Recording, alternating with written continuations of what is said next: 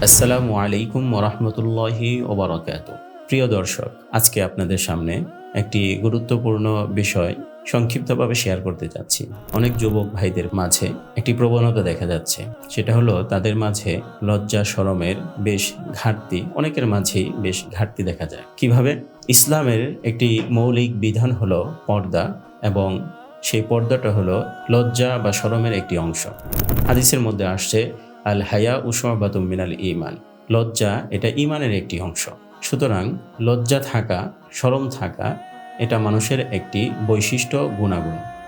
কিন্তু আমাদের অনেক যুবক ভাইদের মাঝে দেখা যাচ্ছে যে পর্দার খেয়ানতের মাধ্যমে, পর্দা ব্যবস্থা লঙ্ঘনের মাধ্যমে সেই গুণটা নষ্ট হয়ে যাচ্ছে, সেটার মধ্যে কমতি এবং ঘাটতি দেখা যাচ্ছে। আমরা সকলেই জানি, পুরুষের জন্য নাভি থেকে নিয়ে হাঁটুর নিচ পর্যন্ত ঢেকে রাখা ফরজ। এটা অন্য কারো সামনে উন্মোচন করা কবিরা গুনাহ। কিন্তু অনেক যুবক ভাইয়েরা আজকাল দেখা যাচ্ছে তারা হাফ প্যান্ট বা ছোট প্যান্ট পরার মাধ্যমে সেই ফরজটা তরক করে ফেলছেন। অথচ এটা একইভাবে ফরজ তরক করার সাথে সাথে সেটা একটি লজ্জা এবং শরমের বিষয়। সুতরাং আমরা এটা থেকে বিরত থাকার চেষ্টা করব। আমাদের মাঝে এই প্রচলন, সংস্কৃতি বা ফ্যাশনটা এসেছে মূলত পশ্চিমা সংস্কৃতি থেকে। পশ্চিমেরা তারা পোশাকের বিষয়ে ইসলামের নির্দেশনা কখনোই ফলো করে না। ঠিক আমাদের যুবক ভাইয়েরাও সেই বিষয়টার দিকে তারা মনোনিবেশ করেছে।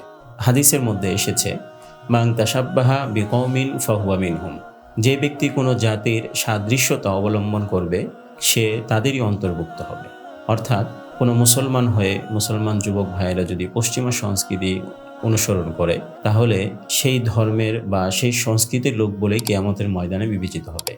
এই জন্য যুবক ভাইয়েরা, আপনাদের সকলের প্রতি আমার উদাত্ত আহ্বান, আমরা ইসলামের রীতিনীতি অনুসরণ করব, ইসলামের সংস্কৃতিকে আমরা প্রচার করব, অনুসরণ করব, এবং পশ্চিমা হিন্দুয়ানি সংস্কৃতি এবং ইসলাম বিদ্বেষী যত সংস্কৃতি আছে সব সংস্কৃতি পরিহার করব।